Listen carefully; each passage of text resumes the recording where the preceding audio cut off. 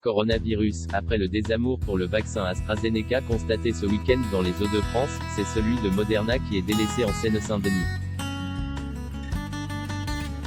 Alors que le vaccinodrome du Stade de France, qui doit permettre de vacciner 10 000 personnes par semaine, ouvre ce mardi 6 avril, de nombreux créneaux cherchent encore preneurs. Sur Doctolib, il est impossible de prendre rendez-vous pour se faire injecter le vaccin Pfizer, BioNTech, mais de très nombreuses places demeurent pour celui de Moderna. Pourtant, comme le soulignent nos confrères du Parisien, la technique de l'ARN messager et le taux d'efficacité proche des 94% des deux vaccins américains sont tout à fait comparables.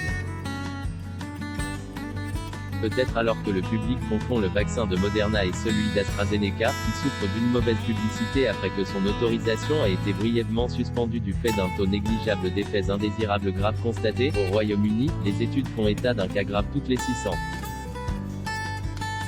000 injections, ce qui est habituel pour les vaccins de manière générale. Vacciner davantage de monde, c'est la piste que semblent suivre les autorités pour expliquer l'immense disparité de popularité entre les deux vaccins.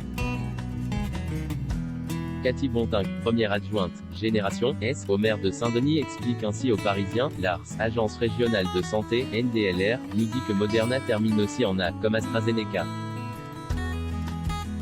Ça peut se jouer à peu de choses, mais ce qui est sûr, c'est que le choix du vaccin semble très important aux yeux du public.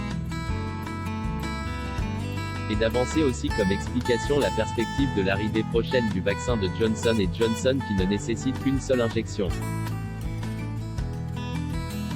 Du côté des autorités locales, on cherche donc à rattraper le coup. Durant le week-end, le maire de Saint-Denis, Mathieu Hanotin, et le président du département Stéphane Troussel, tous deux socialistes, ont appelé à élargir la vaccination à davantage de catégories de population. Les dotations de doses pour le Stade de France, qui doit accueillir cette semaine un centre de vaccination, en avril, peuvent permettre d'accueillir les professionnels de la petite enfance et des établissements scolaires du département qui souhaitent se faire vacciner, soulignent pour leur part les deux responsables PS. Le vaccinodrome, la bonne stratégie? Après avoir rappelé que le taux d'incidence est désormais supérieur à 800 dans le département, particulièrement affecté par l'épidémie de Covid-19, il demande au gouvernement d'y appliquer sans attendre la stratégie de vaccination spécifique pour les professions en première ligne annoncée par le président de la République, mercredi soir dans son allocution. Dans ses annonces, Emmanuel Macron a évoqué une stratégie spécifique pour toutes les professions les plus exposées, en particulier nos enseignants, mais aussi nos forces de l'ordre et plusieurs autres, mais sans donner de calendrier. Au-delà des établissements scolaires, nous avons aussi besoin de casser les chaînes de contamination en proposant la vaccination aux habitants qui sont en première ligne depuis le début de la crise, insistent les deux élus.